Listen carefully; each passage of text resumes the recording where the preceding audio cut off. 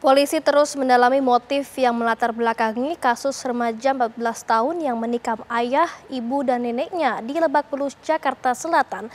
Penyidik Polres Jakarta Selatan pun menyediakan psikiater untuk mendampingi pelaku selama proses penyelidikan.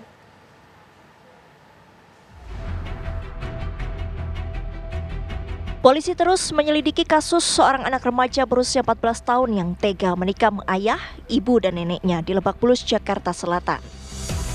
Kendati polisi sempat menyebut bahwa pelaku mengaku mendapat bisikan saat kesulitan tidur, namun motif sebenarnya masih didalami. Penyidik Polres Jakarta Selatan pun mengerahkan tim psikiater untuk mendampingi pelaku selama proses penyelidikan. Ada pendalaman psikiater juga ya untuk mencari motif apa sampai yang bersangkutan melakukan, padahal di keluarganya dia sangat disayang, dan tadi yang bersangkutan juga sangat sedih, menunjukkan rasa penyesalan yang sangat mendalam gitu. Ada yang bilang kalau salah satu yang memicu tindakan itu adalah tekanan akademik dari orang tuanya. Sampai saat ini belum ada ya, itu nanti yang menyimpulkan ahlinya ya, psikolog anak, kemudian juga nanti ahli-ahli yang lain. Yang penting dalam penyelidikan ini kita menegakkan hukum ini menggunakan aturan peradilan anak seperti yang diatur dalam Undang-Undang 11 2012 ya, tentang sistem peradilan anak. Saat ini pelaku tidak ditahan di kantor polisi karena usianya yang masih di bawah umur. Pelaku ditempatkan di rumah aman atau safe house milik Balai Pemasyarakatan. Dari Jakarta, tim TV One mengabarkan.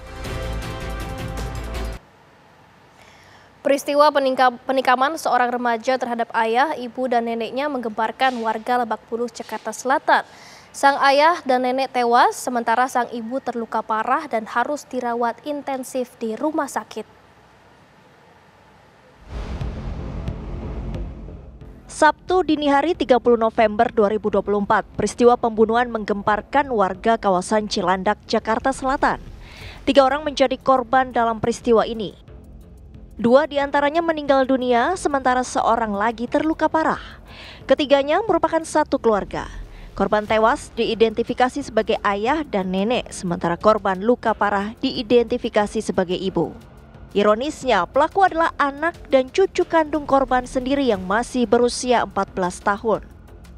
Terduga pelaku diamankan Satpam Perumahan yang curiga melihatnya berada di sekitar komplek pada dini hari. Kita dapat kabar dari rekan, katanya ada penusukan.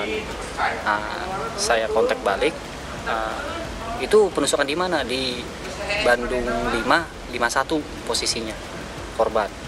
Lanjut, saya kontak lagi, teman nimpah, tersangkanya keluar katanya, pelakunya.